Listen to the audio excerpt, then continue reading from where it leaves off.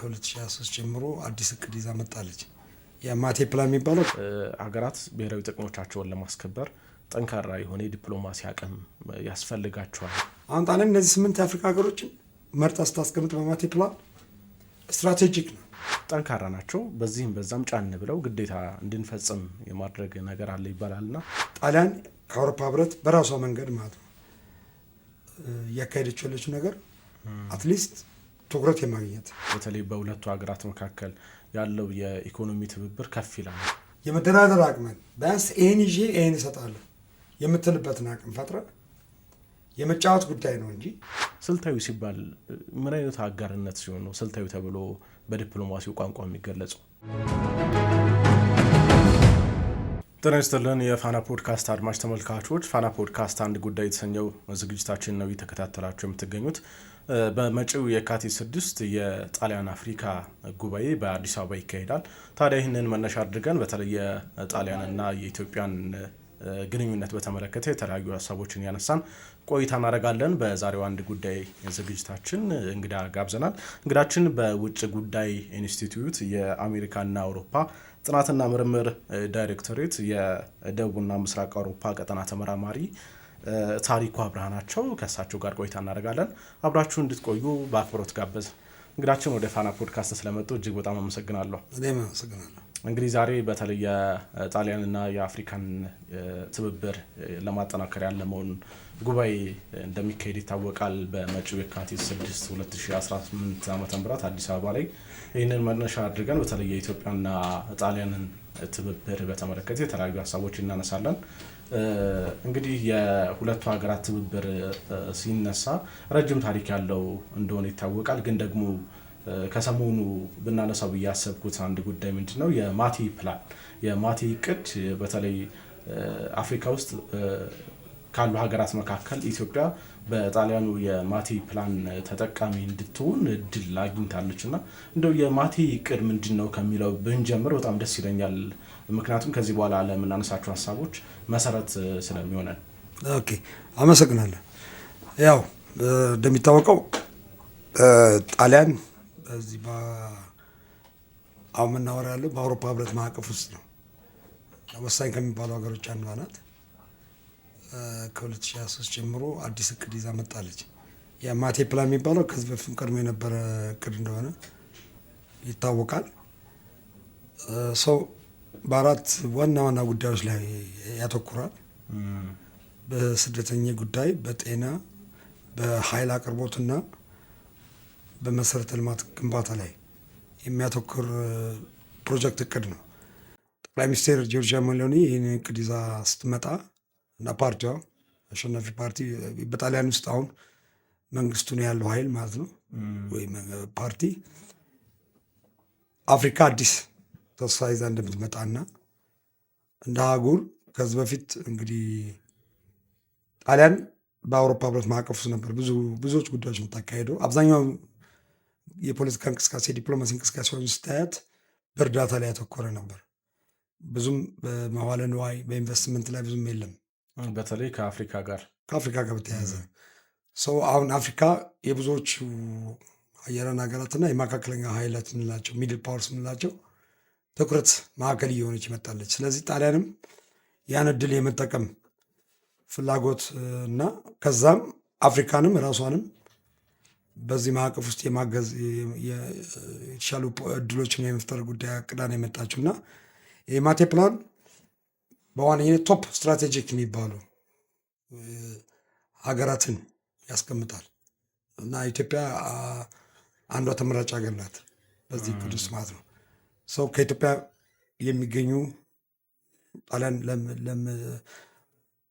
እስካሁን ኦልሬዲ በኢንጌጅ አድርጋለች፣ እየተሳተፈች ያለችው በተለያዩ ሴክተሮች ማለት ነው። በዋነኝነት በግንባታ፣ በኃይል አቅርቦት ገርድን ጨምሮ ማለት ነው፣ ታላቁ ህዳሴ ግድብን ጨምሮ የጣሊያን ካምፓኒዎች ኢትዮጵያ ውስጥ እየሰሩ ነው ያሉት እንደሚጠበቀው ባይሆንም ማለት ነው ከኛ ጋር ካላት ቁርኝት አንጻር። ሰው ኢትዮጵያ የዚህ ማዕቀፍ አካል ሆናለች። ሌሎች ደግሞ አሉ፣ ሌሎች ሀገሮች አሉ በማቴ ፕላን ውስጥ ተዘርዝረው የተቀመጡ ሀገሮች አሉ። እነሱ በሂደት የሚቀላቀሉ ናቸው። ሰው የአፍሪካ ህብረትን ጠቅላላ ጉባኤ አማካኝቶ በጎን ደግሞ ጣሊያን ለመጀመሪያ ጊዜ በአዲስ አበባ ይህን ስብሰባ ታካሂዳለች። የጣሊያን አፍሪካ የትብብር ጉባኤው በአፍሪካ ምድርም ለመጀመሪያው ነው የሚሆነው እና አዲስ አበባ ተመራጭ ሆናለች፣ ኢትዮጵያ ተመራጭ ሆናለች። ይሄ ዝም ብሎ የመጣ ነገር አይደለም። በአንድ በኩል የዲፕሎማሲ ስኬት ነው ብለን መውሰድ እንችላለን። የሆነ ስራ እንድትሰራ ያሳያል።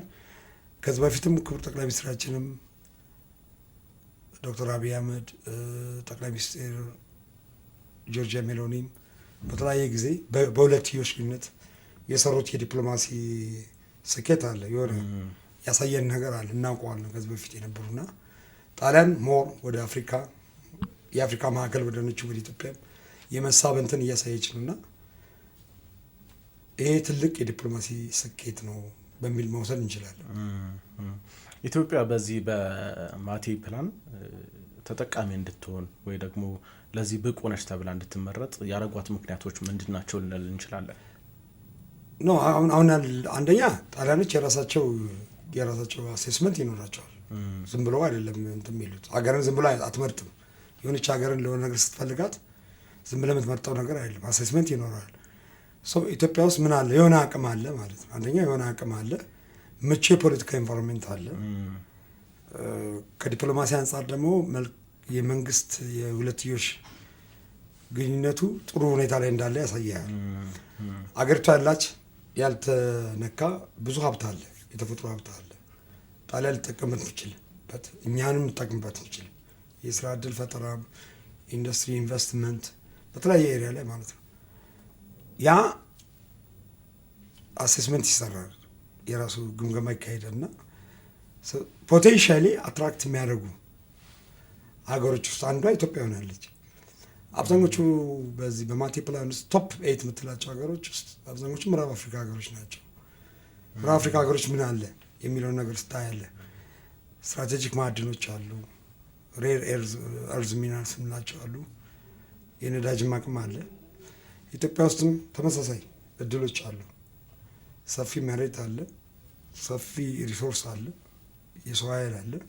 ከዚህ በፊት ደግሞ ጣሊያን ከኢትዮጵያ ጋር ከነበራት የታሪክ ተሞክሮ ያን ነገር ታፕ የማድረግ የመጠቀም የመውሰድ ፍላጎት አላት እና ያ ይመስለኛል ያ ነው በሚል የሚታሰቡ ተጨማሪ ሌሎች ሀገሮችም አፍሪካ ውስጥ ያሉ ሀገሮችንም ጣሊያን በአጠቃላይ ስታየው እንደ ህብረት አህጉሩ የጣሊያን የስበት እንትን ሆነዋል።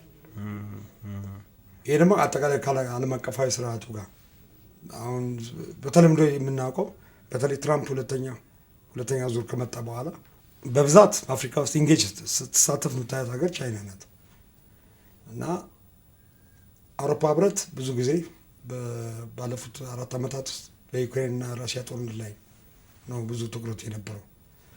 አፍሪካ የኢንቨስትመንት ማዕከል፣ የንግድ፣ የስራ ፈጠራ ምናምን ማዕከል መሆኗን ትታ የተዘነጋችበት ሁኔታ አለ እና ጣሊያን ከአውሮፓ ህብረት በራሷ መንገድ ማለት ነው እያካሄደች ያለችው ነገር አትሊስት ትኩረት የማግኘት የራሷን ጥቅም ባለው የጨዋታ መድረክ የማሳካት እቅድ እንዳላት፣ ለዚህም ደግሞ ተመራጭ የምትላቸውን ሀገሮች መርጣ አቅዳ እየሰራች እንደሆነና ይሄም ደግሞ ለኢትዮጵያ ትልቅ እድል ይፈጥራል የሚል ምልከታ አለኝ።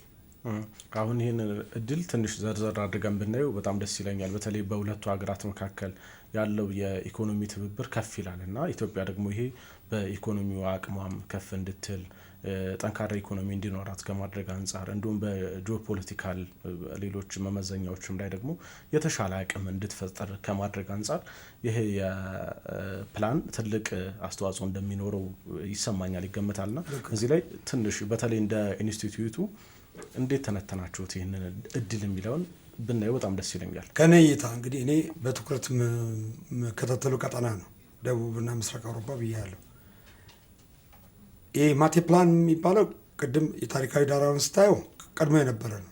ከሁለተኛ ዓለም ጦርነት ማብቃት በኋላ ጣሊያን ራሷን ለማገገም ያመጣችው እቅድ ነው።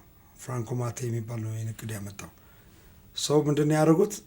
እኛ የሌለን አቅም እኛ የሌለን ፖቴንሻል ከሌሎች ሀገሮች ወስደን እነሱንም ተጠቃሚ አድርገን ጣሊያንን ማሳደግ የሚል ነው። ሰው ባለፉት 70 ዓመታት ከ1945 ጀምረ ፖስት 1960 ከሚለው ነው ቴክኒካሊ እንትኑ የሚታየው ከ60ዎቹ ጀምረ እስካሁን ማለት 2026 ነው ያለን በአውሮፓውያን አቆጣጠር። ያን አቅም የመጠቀም እቅድ ነው። የሆነ ሰዓት ላይ ተርሚኔት አድርጎ ነበር። ለምን ጣሊያን በአውሮፓ ህብረት ማዕቀፍ ውስጡና ተወጣ ነበር። ሰው ምንድን ነው አሁን አውሮፓ ህብረት ማዕቀፍ ውስጥ የራሱ የተለያየ ከፋፈል አስተሳሰብ አለ። ወሳኝ የምትላቸው የአውሮፓ ህብረት ሀገሮች ዩኬ ወይ እንግሊዝ ምንላት ወጣለች ከህብረቱ ቴክኒካሊ ወጣለች። እንደ እንትን ነው ያለችው። ወሳኝ የሚባሉ ሀገሮች ጀርመን፣ ፈረንሳይና ጣሊያን ናቸው። ጀርመን የራሷ እንትን አላት፣ ስትራቴጂክ እቅድ አላት። ፈረንሳይም እንደዚሁ። ግን በ27ቱ የህብረቱ ሀገሮች ማዕቀፍ ውስጥ ነው። ጣሊያንም የዛው አካል ናት። ወሳኝ ከሚባሉ ሀገሮች ናት። በተለይ ደካማ የሚባለው የደቡብና የምስራቅ አውሮፓ ሀገሮች የተሻለ ቁመና ያላት ትልቅ ኢኮኖሚ ያላት ሀገር ናት። ሰው ምንድን ነው ይህ እቅድ ምንድን ነው ይዘው የመጣው ነው? ቅድም እንዳልኩ ስደተኝነት፣ ጤና፣ ኤነርጂ እና ኢንፍራስትራክቸር መሰረተ ልማት ላይ ነው ፎከስ የሚያደርገው። ኢንፍራስትራክቸር ስንል ግንባታዎችን ነው የሚመለከተው። ኢንቨስትመንት ለምሳሌ ግድብ፣ መንገድ ስራ ምናምን ላይ የጣሊያን ካምፓኒዎች የተሻለ ተሞክሮ አላቸው፣ የተሻለ አቅም አላቸው ተብሎ ይታሰባል። ስደተኝነት ወሳኝ ጉዳይ ነው። አሁን ባለው ሁኔታ አትሊስት ከፍተኛ የሆነ የስደተኛ ፑል ከአፍሪካ ቀንድ ነው የሚሄደው። ኢትዮጵያን ጨምሮ ሶማሊያ፣ ሱዳን፣ ራሷ ኤርትራ የምትባለው ማለት ከዚህ የሚሄደው ፍሰተኛ በሊቢያ በኩል የመጀመሪያ ጌትዌይ የምትባለው መግቢያ በር ጣሊያን ናት። ያ ራሱ አንድ ትልቅ የፖለቲካ ቀውስ የሚያመጣ ጉዳይ ነው። ሚግሬሽን አንድ ኢሹ ነው ማለት ነው። ሁለታችን ልንዋይበት ልንሰራበት የሚገባ ህገወጥ ስደተኞችን ኮንትሮል በማድረግ ጣሊያን ያስፈልጋታል፣ የሰው ኃይል ያስፈልጋታል። አውሮፓ እንዳለ የሰው ኃይል ጉልበት ያስፈልጋቸዋል እንደ ሀገር። ጣሊያን ደግሞ ጌትዌይ ናት ብያለሁ፣ መግቢያ በር ስለሆነች ለአውሮፓ የዛ ቪክቲም ናት። በህገወጥ መንገድ፣ በወንጀል፣ በተለያየ መንገድ በሰዎች ዝውውር የሚገባው ኃይል አለ ከዚህ ከምስራቅ አፍሪካ ቀጠና ማለት ነው። የምስራቅ አፍሪካ ቀጠና ደግሞ እምብርት የምትባል ሀገር ኢትዮጵያ ናት። ከዚህ የሚሄድም ኃይል አለ እና ሚግሬሽን አንዱ የትብብር መንገድ ሊሆን ይችላል፣ መስክ ሊሆን ይችላል ማለት ነው። ህጋዊ በማድረግ ህገወጥ የሰዎች ዝውውርን መቆጣጠር ይቻላል። በዚህ መደራደር መወያየት እንችላለን እንደ መንግስት ማለት እንደ ሀገር። በእኛ ደረጃ እንግዲህ አሁን ኤነርጂ አንድ መስክ ነው። ቅድሚያ ነው ግሪን ኤነርጂ የምንለው ነገር አለ። ጣሊያንም በዛ ላይ ትሰራለች፣ ኢትዮጵያም እየሰራች ነው። ጤና ሴክተር ላይ ሊያግዙን ይችላሉ። እነዚህ አራቱ የትብብር መስኮች ቅድም ያልኩ ነው። ስደተኝነት፣ ጤና፣ ኤነርጂ እና መሰረተ ልማት። በዚህ ላይ መስራት የምንችልባቸው እድሎች አሉ። እኛ እንደ አንድ ቲንክ ታንክ ምክር ሀሳብ መስጠት ነው ይጠበቅብን አይደል? ለመንግስታችንም አሁን ያለው ነገር አረንጓዴ መብራት ነው የሚያሳየን፣ ፖዘቲቭ ነገር ነው፣ መልካም ነገር ነው የሚያሳየና የበለጠ ጠንክሮ መሄድ አለበት። ጣሊያን ኢትዮጵያ ላይ ያው በታሪክ ከምናውቀው ሌሎች ጉዳዮች እንዳሉ ሆኖ ማለት ነው ወደ ተሻለ ነገር በድሮ ታሪክ ላይ ቁጭ ብለህ አትቆዝም እንዲህ ነበር እንዲያደርጉ ምናምን የሚለውን ትተን ኢትዮጵያ የ5 ዓመት የፋሽስት ዘመን የምናውቀው ነው፣ ወረራ ጊዜ ነበር። ከዛ በኋላ ግን የመጣው ዴቨሎፕመንትስ ላይ ከቀዳማዊ ኃይለ ሥላሴ ጀምሮ ኢቨን በወታደራዊ መንግስት በደርግ ኢህአዴግም ከመጣ በኋላ ክቡር አቶ ኃይለማርያም ደሳለኝ አሁን ደግሞ ከለውጡ በኋላ የክቡር ዶክተር አብይ አህመድ መንግስት ከመጣ በኋላ ያለው ዴቨሎፕመንት ስታየው የሚያሰራ ኢንቫይሮንሜንት አለ። እየተሻሻለ ነው የመጣው። በዛ ላይ መስራት ነው። ልትተዋት የምትችል ሀገር አይደለችም። በተለያየ መንገድ በተለያየ እንትኖች ስታያት የምንሰራበት እድሎች አሉ የሚል ምልከታ አለኝ። ጣሊያን እንግዲህ ይሄ አዲሱ እቅዷ ትብብር ላይ ያተኮረው እቅዷ በሁለቱም ወገን ትብብር በሚያደርጉት በሁለቱም ሀገራት መካከል ፍትሃዊ ተጠቃሚ እንዲኖር የሚያስችል ነው ብላ ትገልጸዋለች። ይህ ማለት ሁለቱም ሀገራት ናቸው ፍትሐዊ በሆነ መልኩ ተጠቃሚ የሚሆኑት እንጂ ወደ አንዱ ያዘነበለ ሳይሆን ሁለቱም ተጠቃሚ የሚሆኑበት እድል ነው ብላ ነው የምትገልጸውና እንደው ከዚህ አንፃር ኢትዮጵያ ከሌሎች በተለይ ሀያላን ከሚባሉ ሀገራት ጋር ካላት ትብብር አንፃር ስናየው እንዴት ነው የሚገለጸው? በዓለም አቀፍ ዲፕሎማሲ ታሪክ ውስጥ ፍትሐዊነት የሚለው ነገር ራሱ ጥያቄ ውስጥ የሚገባ ነው። ፍትሐዊነት ዝም ብለህ ቦልድሊ በደፈናው የምታነሳው ነገር አይደለም፣ ግን ሰጥቶ መቀበል ነው ዋናው የዲፕሎማሲ መርህ አይደል? የሆነ ነገር ትሰጣለህ፣ የሆነ ነገር ታገኛለህ ነው። ጣሊያን መጣለች መቀበል። አሁን ብዙ ጊዜ የሚነሳው ምንድነው ሰጥቶ መቀበል ሲባል አንደኛው የሚሰጣው በጣም ጥቂት ነገር ሆኖ ግን የሚቀበለው ብዙ ሊሆን ይችላል። ኤግዛክትሊ። እንደው ይሄን አሁን ዝም ብለህ አሁን በቴክኒካል ኢኮኖሚክስ በስነ በምጣኔ ሀብት ሳይንስ ስታየው የንግድ ሚዛናችን የጣሊያንና የአፍሪካን ብታየው ወይ የጣሊያንና የኢትዮጵያን ብታየው ኔጌቲቭ ነው። እኛ የምናወጣው ይበዛል እንጂ ከምናገኘው ይልቅ ማለት ነው። ግን ያ እንዳለ ሆኖ ይሄ በዓለም አቀፍ የምጣኔ ሀብት ስርዓት ውስጥ የተፈጠሩ ችግር ነው። አጠቃላይ ለጣሊያን ብቻ አይደለም። ይሄ ከቻይና ጋር የሚኖርን የንግድ ሚዛን ከዱባይ ጋር የሚኖረን ሁልጊዜ ኔጌቲቭ ነው። ያ እንዳለ ሆኖ ፍትሐዊነት ከምን ሴንስ ነው እነሱ የሚተረጉሙት ነው። አትሊስት ኢንጌጅ እንግባ ነው። በዚህ ኢኮኖሚስት እንግባ ነው። ለምሳሌ ምዕራብ አፍሪካ የምንወስደው ከዚህ በፊት የፍራንኮፎን አፍሪካ የምትላቸው ፈረንሳይ በቅኝ ግዛት ስገዛቸው የነበሩ ሀገሮችን ኢኮኖሚያቸውን፣ የመንግስት ስርዓታቸውን ሁሉ ትቆጣጠር ነበር። አሁን ራሽያ አፕሮች እያደረገች ነው። የተወሰኑ ሀገሮች ከምዕራብ አፍሪካ እያፈነገጡ እየወጡ ነው፣ ከዛ ጥገኝነት ለመላቀቅ ማለት ነው። ራሽያ አፕሮች እያደረገች ነው፣ እየቀረበች ነው ለዚህ ቀጠና። ጣሊያንም ዘሴም ኦፖርቹኒቲ መጠቀም አለባት በዚህ እንትን ውስጥ። ያን ስታደርግ አፍሪካ ህብረት እንደ ማዕቀፍ ነው እሷ እያሰበች ያለችው።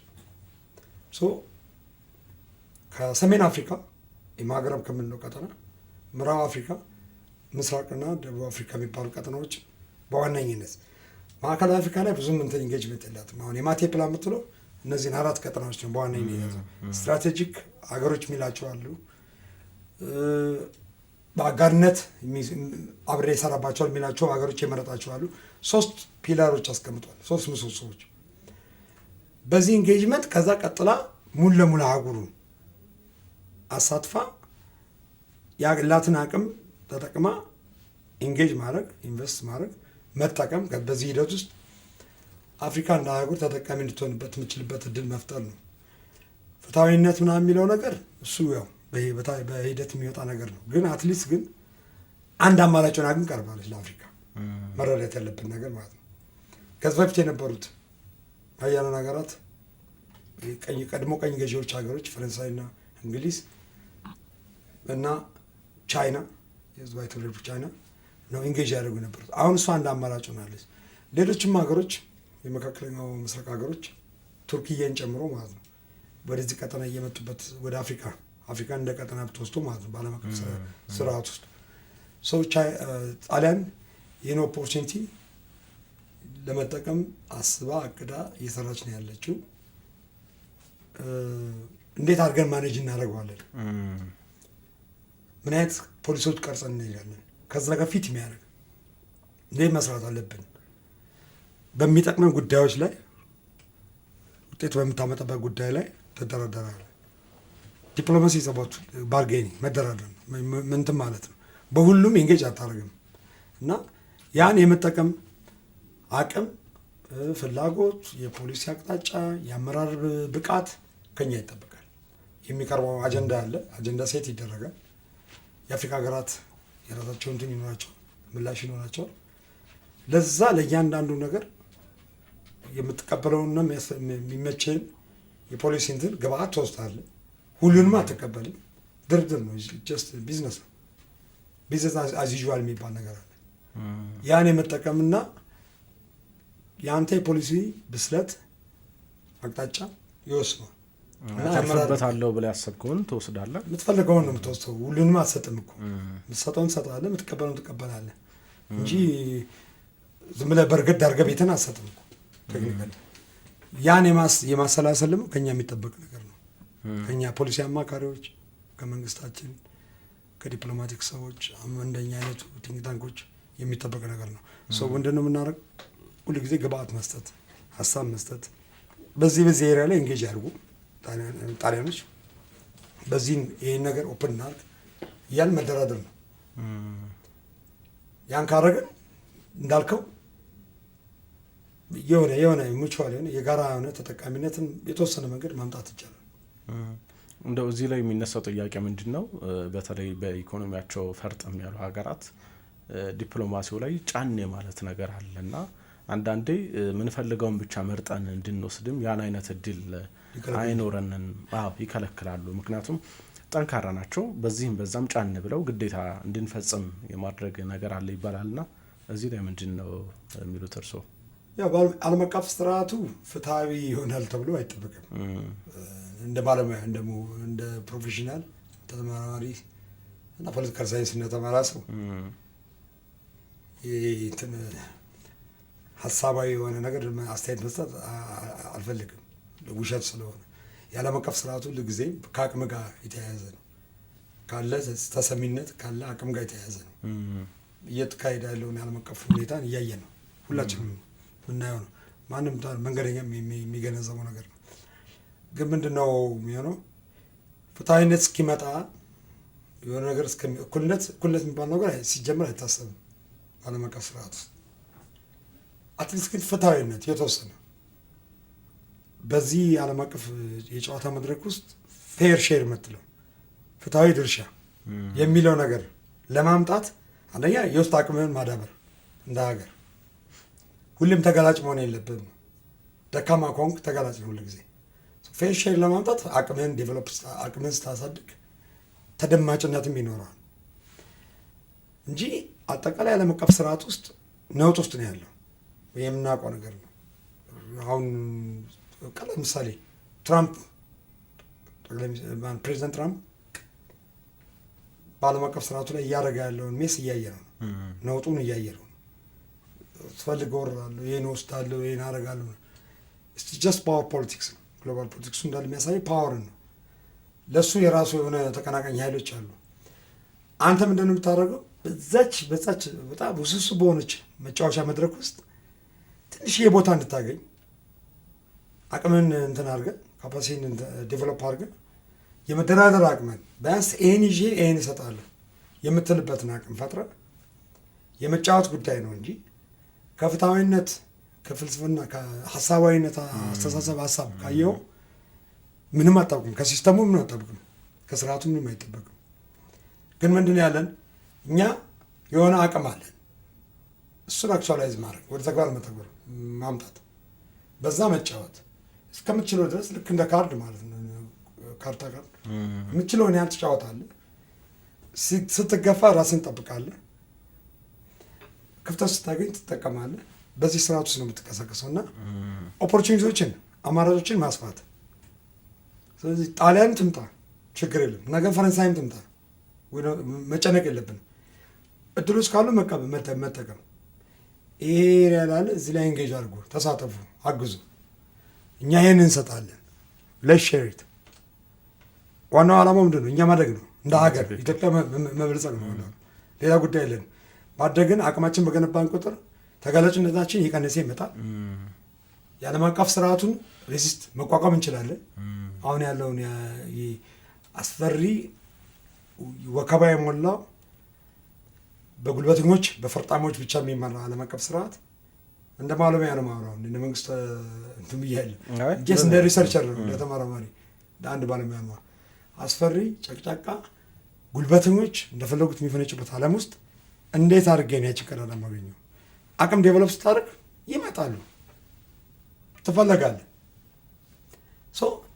ጣሊያን አንድ ኦፖርቹኒቲ መጠቀም ነው ከኛ የሚጠበቀው። ለዚህ ደግሞ አንደኛ ኢትዮጵያ የአፍሪካ ህብረት መቀመጫ ናት፣ መስራችም ሀገር ናት። ለዚሁ ለአፍሪካ ሀገራት ህልውና ጥምረት ለአንድነታችን ትልቅ ድርሻ የሰረች ሀገር ናት።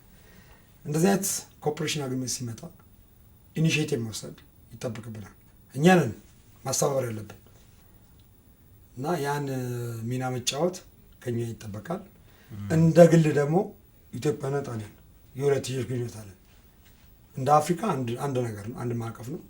እንደ ሁለት ደግሞ ሀገሮች በጋራ የምናገኛቸው የምንጠቀማቸው ነገሮችን ደግሞ እያየን እየገመገምን በምንሰጠው ልክ መቀበል የሚለውን ነገር ሀሳብ አድርገን በዛ መንቀሳቀስ አለብን ብዬ አስባለሁ። በትክክል ያው የጋራ ተጠቃሚነት ሁለትዮሽ ትብብር ሲባል ደስ ይላል። የምንፈልገውን ነገር ፒክ አድርገን መውሰድ እናተርፍበትን ያመንበትን ነገር ወስደን ተግባራዊ ማድረግ በዛ ፍሬም በዛ መነጽር ውስጥ በትብብር መስራት የሚለው ነገር እኮ በጣም ደስ የሚል ነገር ነው። ግን ያው ደግሞ እንደዚህ አይነት ጫናዎች ካሉ እነሱን ደግሞ በምን መልኩ መመከት አለብን የሚለውን አጽንኦት ሰጥተን እንድናልፍ ስለፈለግኩ ነው ይህንኛውን ሀሳብ ያነሳሁትና ቅድም የተወሰነ እንሻላል ፊል አንደኛ ውስጣዊ አቅምን ማጋበር ማዳበር ማጠንከር ያለን የውስጥ ጉዳይን መፍታት አጀንዳ መሆን የለብንም። በዓለም አቀፍ ስርዓት ውስጥ የሰላም ምናምን የልማት ምናምን ጉዳዮችን እዚህ ቤት ውስጥ የምትሰራውን ስራ መስራት ነው እንደ ሀገር። ይህ ምንም ጥርጥር የለው። ከዛ የመሪነት ቦታ መፈለግ ነው። በቀጠናው በአፍሪካ ቀንድ እኛ የመሪነት ቦታ ነበርን ለብዙ ዓመታት። እንደ አህጉር ደግሞ መስራች ወሳኝ ሀገር ነበርና ያን ቦታ መመለስ ለዛ መስራት ያ የዲፕሎማሲ ጥረት ይፈልጋል፣ ኮሚትመንት ይፈልጋል፣ ማስተባበር ይፈልጋል፣ ማሳመን። በነገራችን ላይ በዓለም አቀፍ ዲፕሎማሲ ውስጥ ማሳመን ወሳኝ ጉዳይ ነው። ማሳመን እምነት ማግኘት ከነሱ ትረስት ማግኘት ማለት ከባድ ጉዳይ ነው።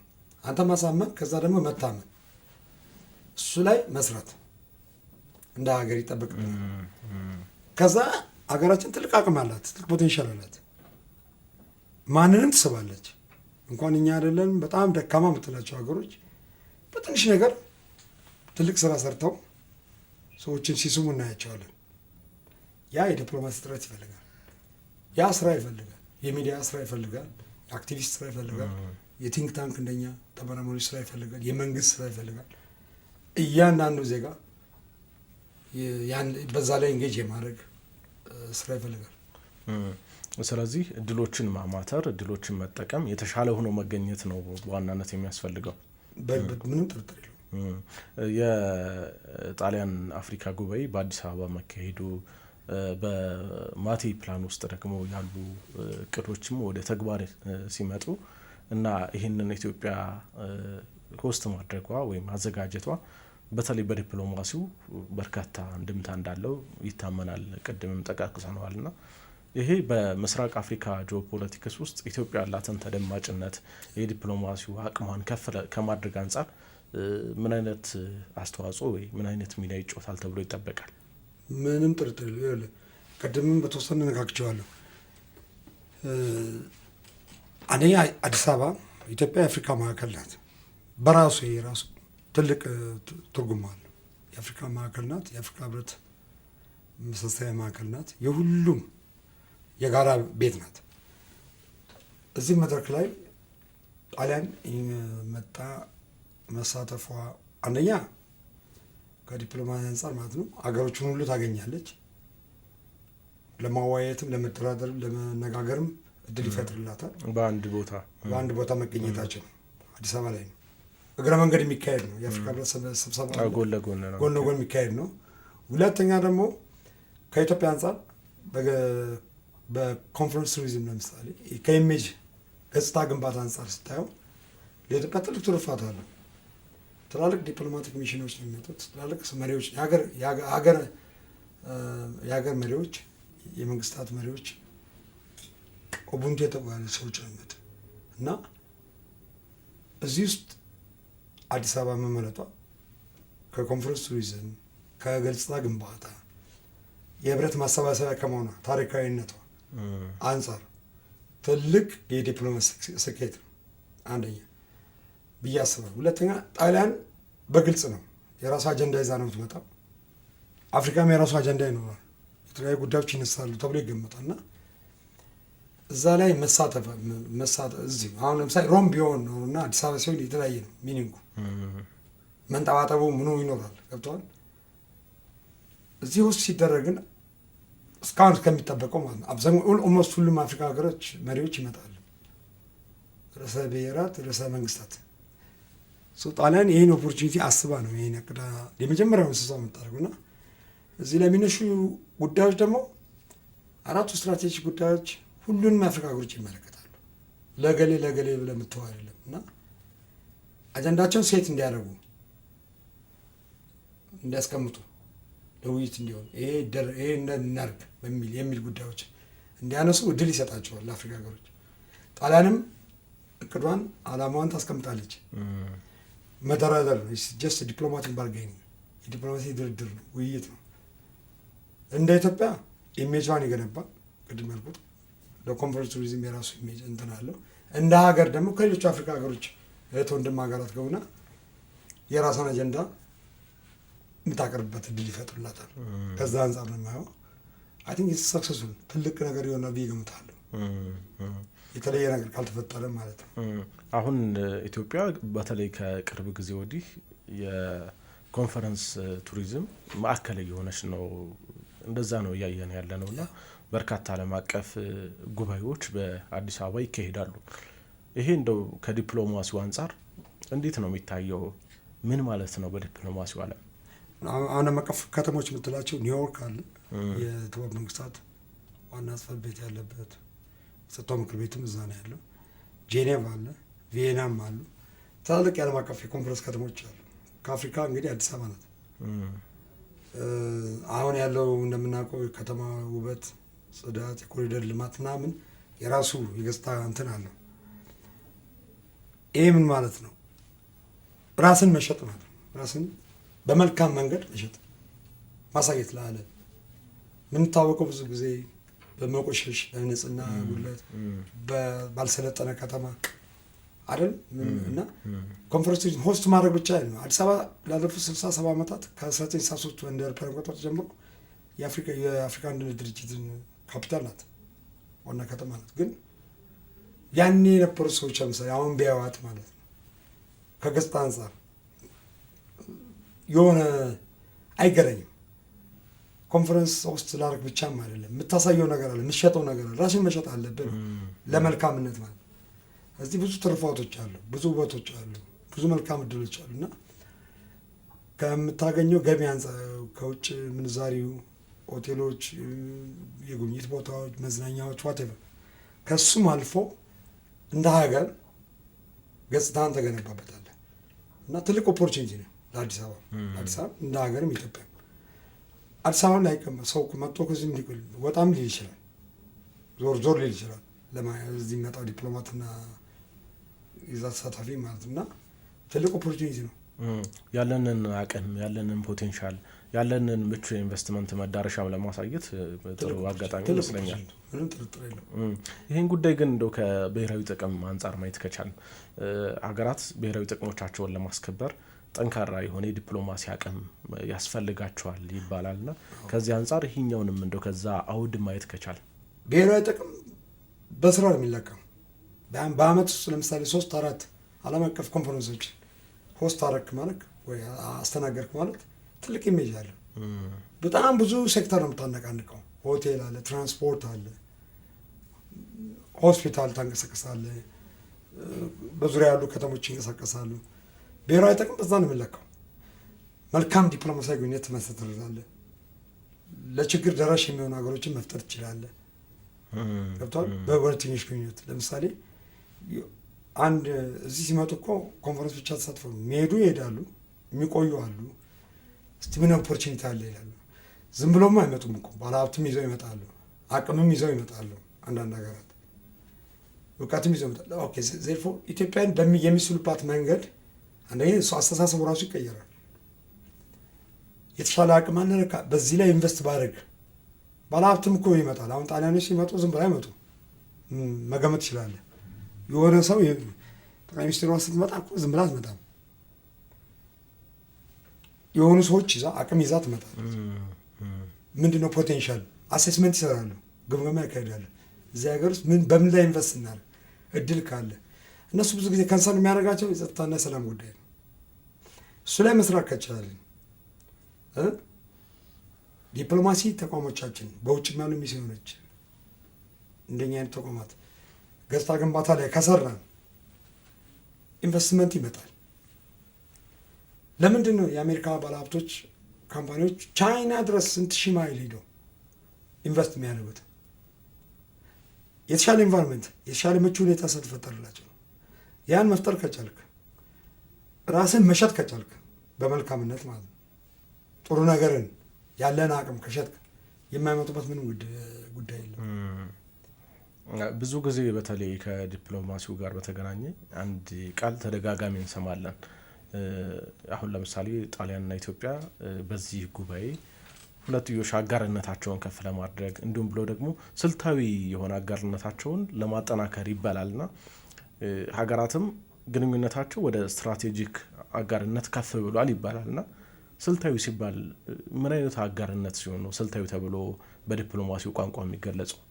ስትራቴጂክ ፓርትነርሺፕ የምንፈጥርባቸው ሀገሮች የተመረጡ ማለት ነው። ለየት ባለ መንገድ ትኩረት የተሰጣቸው ሀገሮች ናቸው። ከማንም ጋር ትስስር ትፈጥራለህ፣ ፓርትነርሺፕ ትፈጥራለህ።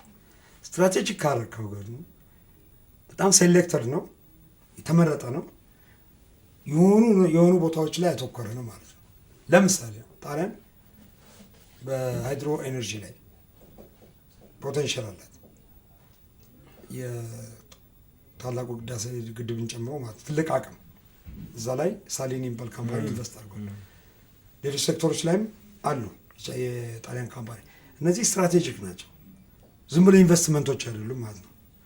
በሆነ በአጭር ጊዜም በመካከለኛ ዘመን በረዥም ጊዜም ተብሎ ትርፍ የሚገኝበት ናቸው። ሪተርን አላቸው ማለት ነው። የመዋለ ንዋይ መልስ አላቸው፣ ትርፍ አላቸው። ስትራቴጂክ ፓርትነርሺፕ ያ ነው። ዝም ብሎ ፓርትነርሺፕ ይፈጠራል። ለምሳሌ ለህዝብ ግንኙነት፣ የመርከብ አገልግሎት፣ ዋቴቨር ሺፒንግ እንደዚህ ይካሄዳል። አሁን ጣሊያን እነዚህ 8 የአፍሪካ ሀገሮችን መርጣ ስታስቀምጥ በማቴ ፕላን ስትራቴጂክ ነው ሀገሮች ናቸው። ምዕራብ አፍሪካ አብዛኞቹ ምዕራብ አፍሪካ ናቸው። ወደ 4 የሚጠጉ ሀገሮች ባለሳሳት 4 ወይ 5 ምዕራብ አፍሪካ ለምንድን ነው የተመረጡ? ስትራቴጂክ ነው። የከባድ የነዳጅ እና የማዕድን አቅርቦት በተለይ ሬር እርዝ በብዙ ጊዜ በምድር ላይ የማይገኙ ማዕድናት ያሉባቸው ሀገሮች ናቸው። የጣሊያን ካምፓኒዎች የሆነ ኢንቨስትመንት አድርገው ብዙ ማግኘት የሚችሉበት እድል አለ፣ ሀገራቱንም የሚጠቁምበት እድል አለ።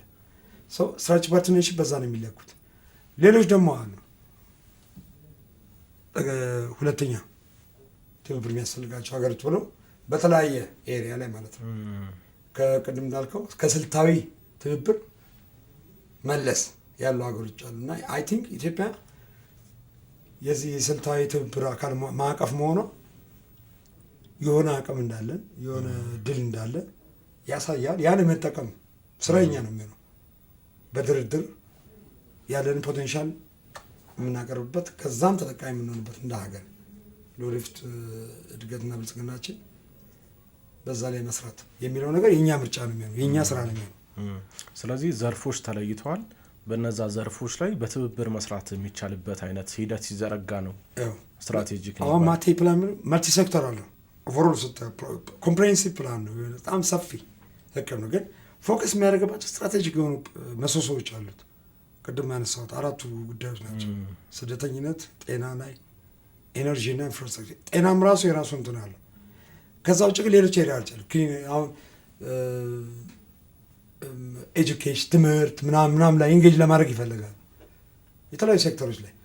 ዋና ዋና ጉዳዮች ግን ኤነርጂ፣ ኃይል አቅርቦት፣ መሰረተ ልማት፣ ጤናና ስደተኝነት ማህበራዊ ቀውስ እያመጣባቸው ስለሆነ ነው ለጣሊያኖች ኢንጌጅ እናድርገው ወይ ህጋዊ እናድርገው። አሁን አብዛኞቹ የአውሮፓ ህብረት ሀገራት የጸረ ስደተኛና የፖለቲካ ጥገኞች ህግ አውጥተዋል ከ2 ዓመታት በፊት። ጣሊያን የዛ ማዕቀፍ አካል ናት። አናስገባም የሚል በር መዝጋት ነው። በአንድ በኩል የሚፈልጉት የሰው ኃይል አለ ከአፍሪካም ከሌላም ሀገር ከመካከለኛው ምስራቅ እንዲመጣ ከምስራቅ አውሮፓን ጨምርም ማለት ነው። በሌላ በኩል ደግሞ ይሄ በህገወጥ መንገድ በወንጀል በምናምን የሚገባም ኃይል አለ። ያ ደግሞ ማህበራዊ ስጋት ነው ለነሱ። እዛ ላይ መስራት ወሳኝ ጉዳይ ነው ለኢትዮጵያ ማለት ነው። ሰው መሄዱ አላቆመማ። ላቆመው ብትልም አታቆምም፣ ይሄዳል። በሊቢያ በረሃ አድርጎ በዚህ በሱዳን አድርጎ ይሄዳል። ስለዚህ ጉዳዩን ህጋዊ ማድረግ ሊጋላይዝ አድርገህ በሚፈልጉት ልክ በዛ ላይ ከሰራተኛና ማህበራዊ ሚኒስቴር ጋር ተደራድረ ሚግሬሽንን ገደብ ትሰጠዋል፣ የሆነ ህግ ታወጣለህ። ኤነርጂ ኢንፍራስትራክቸር፣ ቅድም ያልኩህ ኃይል መሰረተ ልማት ምናምን የምንለው ነገር እሱም ትልቅ ጉዳይ ነው። ጣሊያኖች ትልቅ ፖቴንሻል አላቸው። እሷ ላይ እነሱን ኢንጌጅ ማድረግ እንችላለን። አሁን በተለምዶ የሚዋራው የሚነገረው ነገር ምንድን ነው? ብዙ ጊዜ የቻይና ካምፓኒዎች አሁን አፍሪካ ውስጥ ሲመጡ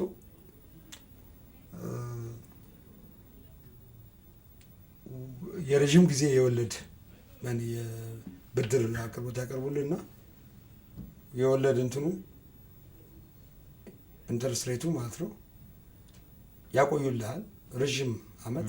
ግን ለረዥም አመት ብድር ረዥም ከፍተኛ የሚባል ዝቅተኛ የሚባል ከፍተኛ የሚባል ወለድ ያደርጉና መሰረተ ልማት ላይ ይሰማራሉ። የአውሮፓ ካምፓኒዎች አንድ ኤንጌጅ ካረካቸው ካመጣቸው በአጭር ጊዜ ኢንተረስት ሬት ትልቅ ግንባታ ማካሄድ ይችላሉ። ግን ኮስቲ ናቸው ከኢኮኖሚ አንጻር።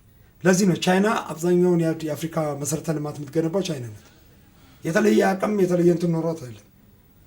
በመሰረተ ልማት ካሰብካት ከጣሊያን አትወዳደርም።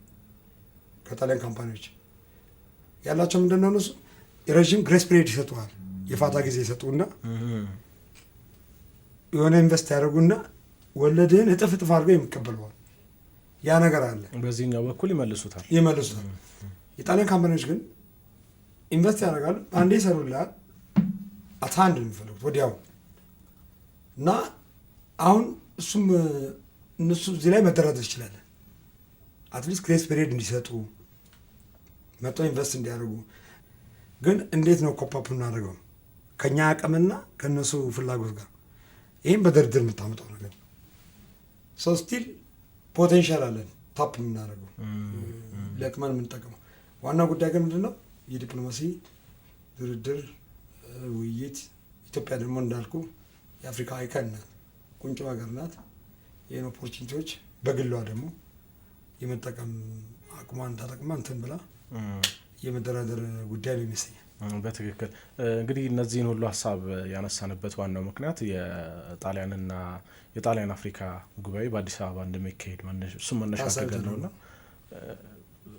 ከአፍሪካ እንዳንወጣ በሚል ነው። ሌሎቹም የአፍሪካ ሀገራትን ትንሽ ነገር ብናነሳ ከሚል አንጻር ነውና በዚህ በማቴ ፕላን ውስጥ 8 ሀገራት ስትራቴጂክ ተደርገው ተቆጥረው እነሱ ሀገራት ጋር በትብብር ይሰራልና ለሌሎቹ የአፍሪካ ሀገራትስ ምን አይነት ፋይዳ ይኖረዋል? ምን አይነት እድል ይዞ ይመጣል የሚለውንም ደግሞ ብናነሳ። ያው አሁን እንደዚህ አይነት ሀገራት እቅድ ይዘው ይመጣሉ። ትንሽ ከአንተ ፈርጠም ያለ አቅም ያላቸው ሀገራት ዓለም አቀፍ ስርዓት ውስጥ የሆነ ነገር ይዘው ይመጣሉ። ይህን ይዤ ልመጥቻለሁ፣ አንተ ደግሞ ይህን ስጠኝ ምናምን ይላል። ጣሊያን ይህን አስባ ኢኒሼት አድርጋለች። እንዳልኩ ወሳኝ ስልታዊ የምትላቸውን ትብብሮችን የመረጠቻቸው ሀገሮች ላይ ለመጀመር ሞክራለች። ይሄ ደግሞ ፓይለት ቴስት ነው፣ መሞከሪያ። ከነዚህ ሀገሮች ጋር እንጌጅ ስታደርግ ሌሎችን ትተዋለች የሚል ሳቤ የለም። አጠቃላይ እቅዱ አፍሪካ ነው እንደ እቅድ። ግን ጣሊያንም የራሷ የሆነ የአቅም ውስንነት አላት። አፍሪካ ማለት 55 ሀገሮች ነው። ሁሉንም እንትን መሸፈን አትችልም፣ ማዳረስ አትችልም። በሆኑ ሀገሮች ትጀምርና እንዳልኩ ወደ ሶስት እንትኖች አሉ፣ ፒላሮች አሉ የተቀመጡ ምስል መርጣ ያስቀምጥቻቸው። መጀመሪያ ኢንጌጅ የምታደርግባቸው ሀገሮች አሉ። ሌሎች የትብብር መስኮች ደግሞ የምታደርግባቸው ሌሎች ሀገሮች መርጣለች። በሶስት ረድፍ ነው ያስቀመጠው የማቴ ፕላን። እቅዱ 2023 አይ ቲንክ 2023 ይመስለኛል የወጣው ጆርጂያ ሜሎኒ ከመጣች በኋላ ማለት ነው።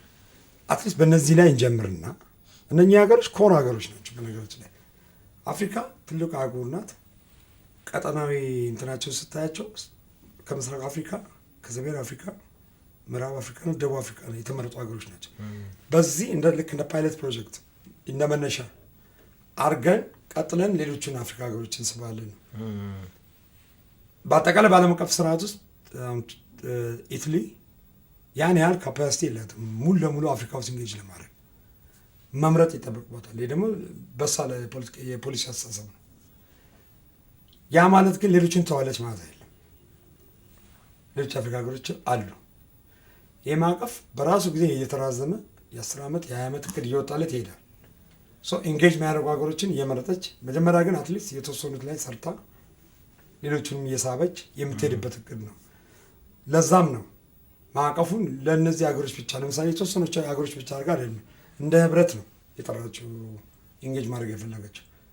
እቅዱ ግን ዋናው ዓላማ ምንድን ነው? አገሪቷ ከአፍሪካ ጋር ባላት ግንኙነት ውስጥ ሴሌክቲቭ መርጣ ከዛ በኋላ ግን ሌሎቹንም ቴስት እያደረገች የምትሄድበት እቅድ ነው እና ከእሷ አቅም አሁን ካላት በዓለም አቀፍ ስርዓት ውስጥ ካላት አቅም አንጻር በሳል የሆነ አካሄድ ነው የሚመስለኝ። እንዳለውን ኤንጌጅ ማድረግ አትችልማ። አንዳንዶች የአፍሪካ ሀገሮች እንደምታውቃቸው ናቸው። እየፈረሱ ያሉ ሀገሮች አሉ፣ በጦርነት ውስጥ ያሉ ሀገሮች አሉ። እንዴት ነው እነሱን ትወርጠው በዚህ ሁኔታ ውስጥ? አፍሪካ እንደ ሀገር ግን በረዥም ጊዜ ሂደት ውስጥ ሙሉ ለሙሉ የዚህ ማዕቀፍ አካል ትሆናል ተብሎ ይታሰባል። ይሄ ማለት ደግሞ ሌላ እድል ደግሞ ይፈጥርልናል። በአንድ በኩል ፍራንስ ምን ታደርጋ? ፍራንስ ጀርመኒ ዝም ብላ ተቀመጥም ነገር አይቀመጡም። እነዚህ ሀገሮች እንደዚህ አይነት ኢኒሽቲቮችን ሲያዩ መምጣታቸው አይቀርም። ምን ይሆናል ማለት ነው? ለአፍሪካ ሌላ አማራጭ የሚከፈትበት ድል ሊፈጠረ ማለት ነው። አሁን ጣሊያን የምታደርገው ነገር የሆነ ነገሮች መስመር መያዝ ከቻሉ ዋት አባውት ጀርመኒ ዋት አባውት ፍራንስ የሚል ጀርመን፣ ፈረንሳይ ወደኛ የማይመጡበት ምን እድል አለ? ኦልሬዲ ቻይና ኢንጌጅ አድርጋለች።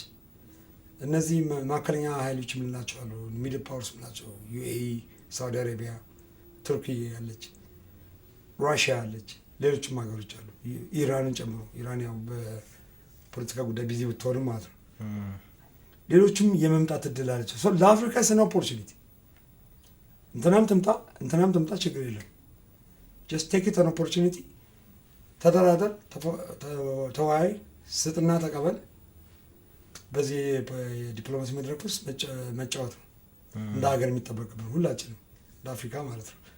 ለአፍሪካ እኔ አይ ቲንክ ኦፖርቹኒቲ ነው፣ ተጨማሪ እድል ነው የሚሆነው። ግን እዚህ ላይ አሁን ለምሳሌ በማደግ ላይ የሚገኙ ሀገራት ራሳቸውን ለማሳደግ ጥረት ላይ የሚገኙ ሀገራት እንዲህ በዲፕሎማሲውም ሆነ ከጠንካራ ሀገራት ጋር በሚኖራቸው ትብብር ይሄኛውን እቅድ አተርፍበታለሁ ብለው መራጭ እንዲሆኑ አሁን ቅድም ሲነሳ ነበር። ጣሊያን መጣች፣ ፈረንሳይ ነገ ትመጣለች፣ ቤልጅየም ትመጣለች። ከዚህ በፊትም ያሉት የምናውቃቸው ናቸው። ሩሲያ አፍሪካ ጉባኤ አለ፣ ቻይና አፍሪካ ጉባኤ አለ። ሁሉም ሀገራት ከአፍሪካ ጋር በትብብር ለመስራት እንደዚህ አይነት ዓለም አቀፍ የሆኑ ጉባኤዎችን ያካሂዳሉና ይሄ በማደግ ላይ ለሚገኙት ለአፍሪካ ሀገራት መርጦ ለመጠቀም ወይ ደግሞ አሁን ለምሳሌ ከጣሊያን ጋር የተሻለ ኦፖርቹኒቲ የተሻለ እድል ካለ እሱን ወስዶ ለመጠቀም እዛኛው ደግሞ በር ቢዘጋባቸው ሌላ ቦታ ሄዶ ለመጠቀም ደግሞ ትልቅ አስተዋጽኦ ያለው ይመስለኛልና እዚህ ላይ ትንሽ ነገር ብለን ምን እንትን ነው። አፍሪካ የስበት ቦታ እየሆነች ነው። ለምንድን ነው ፈለጓት? አጠቃላይ በዓለም አቀፍ ስርዓቱ ዝም ብለህ ስታየው ለምንድን ነው የመረጡ? ድሃ ደካማ ሀገራት፣ ዲሞክራሲ የሌለባቸው፣ የጦርነት የስቃይ የረሃብ አህጉር ናት ተብሎ ነው የሚታሰበው። በአጠቃላይ በዓለም አቀፍ ስርዓት ምንታይበት እይታ የተሳልንበት አይነት ግን ለምንድን ነው ሁሉም ትኩረት የሚሰጡ? ለምንድን ነው ትኩረት የሚሰጡ? አሁን አቅጣጫቸውን ቀይረዋል። ለምንድን ነው ቻይና ወደዚህ የምትመጣው? ሌሎች እያሰቡ ነው ያሉ።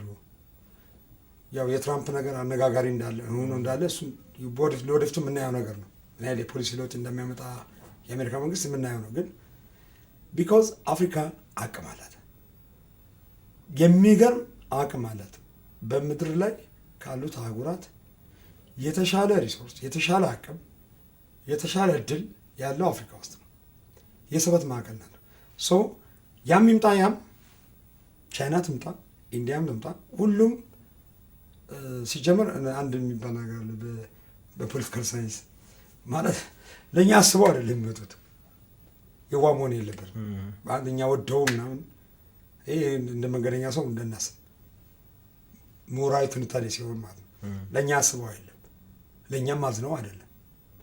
ለእኛ ቢያዝነው ኖሮ ለ300 ዓመት የአፍሪካን ህዝብ በባህርነት በትራንስአትላንቲክ በባህረ ንግድ እንደዛ አይሸጡትም ነበር።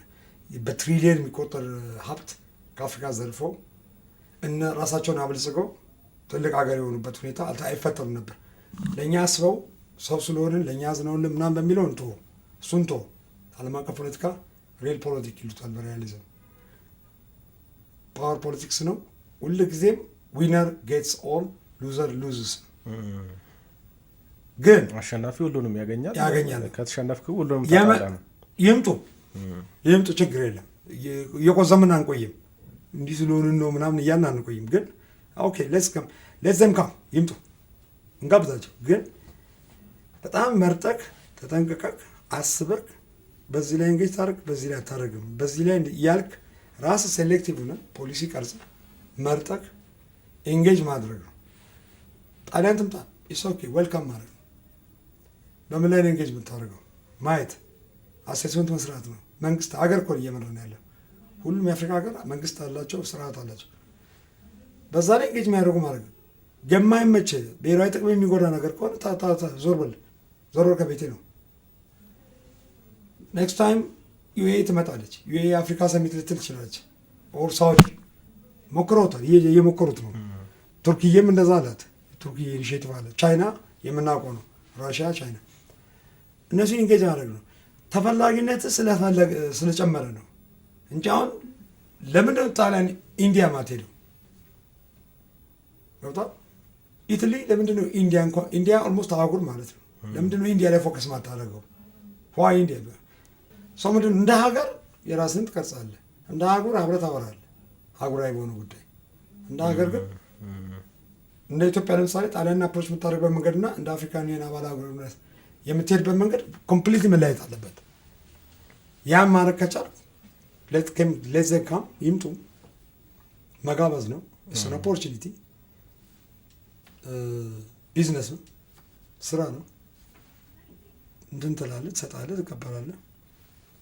በዛ አንግል እንየው። እንዲህ አይነት ፖለቲክስ ሪያል ፖለቲክስ ይባላል። አሁን እነዚህ ጠንካራ የሚባሉ በኢኮኖሚያቸው ፈርጠም ያሉ ሀገራት ከአፍሪካ ጋር የሚኖራቸውን ትብብር ለማጠናከር ሲያስቡ ከቅርብ ጊዜ ወዲህ የምናየው በኢትዮጵያ በኩል የመምጣቱ ነገር አለ። ከአፍሪካ ሀገራት ጋር ያላቸውን ትብብር ከፍ ለማድረግ ኢትዮጵያን እንደ መግቢያ በር ሲጠቀሙባት እናያለን። ይህን አሁን በቅርቡ የቻይናው ጠቅላይ ሚኒስትር ዋንጊ የመጀመሪያ ጉብኝታቸውን በፈረንጆቹ በአውሮፓውያን የዘመን ቀመር 2025 የመጀመሪያ ጉብኝታቸው መዳረሻቸው ኢትዮጵያ ነበረች። በእነዚህ ጠንካራ ሀገራትና በእነዚህ ዴቨሎፕድ የሚባሉ ሀገራትና በአፍሪካ መካከል የሚኖረውን ትብብር ላይ ለመምከር ደግሞ ከሚዘጋጁ ጉባኤዎች መካከል አንዱ የጣሊያን አፍሪካ ጉባኤ በአዲስ አበባ ሊካሄድ ነውና ይህን ስናይ በኢትዮጵያ በኩል ለማለፍ የመፈለጉ ነገር አለና ይሄ ከምን የመነጨ ነው? እንደምረዳው ኢትዮጵያ የዲፕሎማሲ ሀብ ናት፣ ማዕከል ናት። በአፍሪካ ህብረትም ሀገራት ተሰሚነት አላት። እንደነ ሁለተኛ ሀገራቸውን የሚያስቧት ብለው ነው የሚያስቡት። ሁለተኛ ደግሞ ኢትዮ ቻይና ለምሳሌ እንደ ምሳሌ ያነሳት በእኛ በሁለቱ ሀገራት ያለው ትብብር የረዥም ጊዜ ትብብር ነው እና ታማኝ ሀገር ትረስት የሚያደርጓት ሀገር ናት። ብዙ ጊዜ ቻይና በዓለም አቀፍ መድረክም ብታየው በተባበሩት መንግስታት ድርጅትም ጸረ ኢትዮጵያ አቋም ይዛ አትራመድም። በተለያዩ ሴክተሮች ላይ ኢንጌጅ ታደርጋለች እዚህ ሀገር እና ኢትዮጵያን መያዝ ማለት አትሊስት አብዛኞቹን የአፍሪካ ሀገሮች ከተወሰኑት በስተቀር ዲፕሎማቲካሊ ማለት በዲፕሎማሲ ቋንቋ የመያዝ እድል ይፈጥርላታል። የአፍሪካ ህብረትን ዋና መቀመጫ ጽሕፈት ቤት ህንጻም የገነባችው ቻይና ናት በወቅቱ ታስታውስ ከሆነ እና ሌጋሲም አላት፣ ውርስ አላት፣ አስቀምጣለች እና ኢትዮጵያ እንትን ናት፣ መግቢያ በር ናት ለአፍሪካ ከሚል እሳቤ ነው። በዋነኝነት ደግሞ አብዛኛው የቻይና ድርጅት ካምፓኒዎች እዚህ ኢንቨስት ያደርጋሉ። በዛ ያን ማስቀጠል ያን ሌጋሲ ማስቀጠል ነው የሚል ነው። ከአፍሪካ ሀገራትም ኢትዮጵያ ጋር መስራት በአዎንታዊ መንገድ ይታይልኛል የሚል ነው። ኦፍኮርስ ቻይና በብዙ ሀገሮች አፍሪካ ሀገሮች ላይ ኢንጌጅ ታደርጋለች። ቻይና እንደ ማሳያ አነሳን እንጂ ያው ሁሉም ሀገራት እንደዚህ አይነት ፍላጎት አላቸው። ከዛ አንጻር ነው የማይሆን እንደ ሁለትዮሽ ቻይናና ኢትዮጵያ የረዥም ጊዜ ታሪክ ነው ያላቸው። ይገናኛሉ፣ ይላሉ። ብዙ መልካም የሚባል ተሞክሮ ተመሳሳይም ታሪክም ስላላቸው ከዛ አንጻር ነው የማይሆን እንግዲህ እንደዚህ አይነት ጉባኤዎች አሁን የጣሊያንና የአፍሪካ ጉባኤ በአዲስ አበባ የሚካሄደው የተለያዩ ዘርፎች ላይ በትብብር ለመስራት በፊርማ ስነ ስርዓቶች ይጠናቀቃሉ። ብዙ ጉባኤዎችም የምናየው እንደዛ ስለሆነ ይህንን ስምምነት ወደ መሬት አውርደን በኢትዮጵያ ኢኮኖሚ ውስጥ ተጨባጭ የሆነ ውጤት እንዲያመጣ ከማድረግ አንጻር በተለይ እንደናንተ እንደ ውጭ ጉዳይ ኢንስቲትዩት እንደ ቲንክ ታንክ ምንድን ነው ምክረ ሀሳባችሁ? ብዙ ጊዜ ስምምነቶች መፈረማቸው በራሳቸው ወይ ድርድሮች መካሄዳቸው ውጤታማ ናቸው አይደለም የሚለው ሌላ ጉዳይ ነው። አፈጻጸም ነው ዋና ጉዳይ። የዲፕሎማሲ ስራ ይጠበቅብሃል። መደራደር፣ ያለን አቅም ማሳየት፣ ፖቴንሻልን ማሳየት፣ ከነሱ የምትወስደውን የምታገኘውን ነገር መረዳት፣ በዛ ላይ መደራደር ነው። ሰጥቶ መቀበል ነው ሁሉ ጊዜ። ለዚህ ኮሚትመንት፣ ተነሳሽነት፣ ቁርጠኝነት ይፈልጋል ከሁለቱም ሳይድ ማለት ነው። ጣሊያኖችን ማሳመን፣ እነሱም ወደ እኛ አትራክት እንዲያደርጉ እንዲሳቡ ማድረግ፣ አንተም እዚህ ደግሞ የዲፕሎማሲ ስራ በእያንዳንዱ ሴክተር ማለት ነው እነሱ መርጠው በሚያስቀምጡት እንሳተፍበታለን፣ ኤንጌጅ እናደርግበታለን በሚሉት ኤሪያ ላይ የተለያዩ ሴክተር ተቋማት አሉ፣ ሚኒስትሪዎች አሉ ምናምን። ለምሳሌ በዋና ኤነርጂ ከሆነ ያን የሚመለከት አካል አለ። በዲያስፖራ ጉዳዮች በሚግሬሽን ከሆነ የሚመለከተው አካል አለ። ኢንቨስትመንት፣ በግብርና ዋቴቨር እዛ ላይ ኤግዞስቲቭሊ ቁርጠኝነት ወስደ ኮሚትድ ሆነ የመስራት ጉዳይ ከኛ ይጠበቃል፣ ከኛ ሳይድ ማለት ነው። ለዚህ አስተያየት ምክረ ሀሳብ መስጠት ነው። እኛ የዲፕሎማቲክ ሚሽኖች አሉ፣ እዚያ ያለ ውጭ ጉዳይ ሚኒስቴር አለ፣ ሌሎች ሴክተር ተቋማት አሉ፣ ከጠቅላይ ሚኒስቴሩ ቢሮ ጀምሮ ማለት ነው። በዚህ ኤሪያ ላይ ኢንጌጅ ማድረግ፣ ከጣሊያኖች ጋር መደራደር፣ መምረጥ ቦታዎችን ሳይንቲፊክሊ ማለት ነው፣ በግምት ምናምን ሳይሆን አይተህ የትኛው ላይ ቢሰሩ ያግዙናል፣ የትኛው ላይ ያዋጣቸዋል፣ እኛን ያዋጣናል፣ ከነሱም ከአንተም እይታ ፐርስፔክቲቭ የመስራት ስራ የእኛም ስራ ነው። የማሳመን ስራ የዲፕሎማሲ ስራ ነው የሚሆነው። እነሱን መጋበዝ፣ ማሳየት፣ ሁኔታውን ማስቀመጥ። ብዙ ጊዜ ምዕራባውያን እንትናቸው በዚህ ነው የሚለካው። ስታሳያቸው ስላወራላቸው አይደለም። ትንሽዬ ፌለር ወይ ትንሽዬ ስትሰራ ሁሉ ነገር ነው የሚተዉት። ማሳየት ይሄ ፖቴንሻል አለ፣ ቱሪዝም ከሆነ ይሄ ያለ ኢንቨስትመንት፣ ኢንፍራስትራክቸር፣ ይሄ በዚህ ላይ አግዙን፣ በዚህ እንደዚህ ያለንን አቅም ማሳየት ነው። ማሳየት፣ ማሳመን ይፈልጋል። ቢዝነስ ነው። ኢትስ ጀስት ኦል ቢዝነስ ነው። ማሳመን አለ። እንዲህ ብታረግ ይሄን ታገኛለህ፣ እኔም ጠቅማለህ፣ አንተም ትጠቀማለህ ነው። ለዚህ ዲፕሎማሲ ይፈልጋል። ያለንን አቅም ማሳየት ብቻ ሳይሆን ይህ አቅም ደግሞ ብትጠቀሙበት እናንተም እንዲሁ ትጠቀማላችሁ። ኤግዛክትሊ እሱን የማሳየት ለዚህ ደግሞ ዲፕሎማሲ ይፈልጋል፣ ሚዲያ ይፈልጋል፣ ራስን መሸጥ፣ መናገር፣ መደራደር ብቻ አይደለም፣ ራስን መሸጥ እንዳል የሰራውን ማሳየት። ይሄ እንደዚህ ያለ ይሄ ለምሳሌ መሰረተ ልማት ወሳኝ ነገር ነው ለኢንቨስትመንት። የጣሊያን ካምፓኒዎች የሚመጡ መንገድ ይፈልጋሉ፣ የሚጠይቁት ጥያቄዎች አሉ፣ እነሱ የሚያስቀምጡ ጉዳይ አለ። እንዲህ የሀርድ ከረንሲ ጉዳይ ይነሳል፣ የጸጥታና ሰላም ጉዳይ ይነሳል፣ የኢንፍራስትራክቸር የመንገድ ጉዳይ ምናምን ይነሳል። የሚፈልጉት ነገር አለ በራሳቸው መለኪያ። ያን ነገር ለመሟላት መሞከር፣ ምቹ ሁኔታዎችን መፍጠር ያስፈልጋል።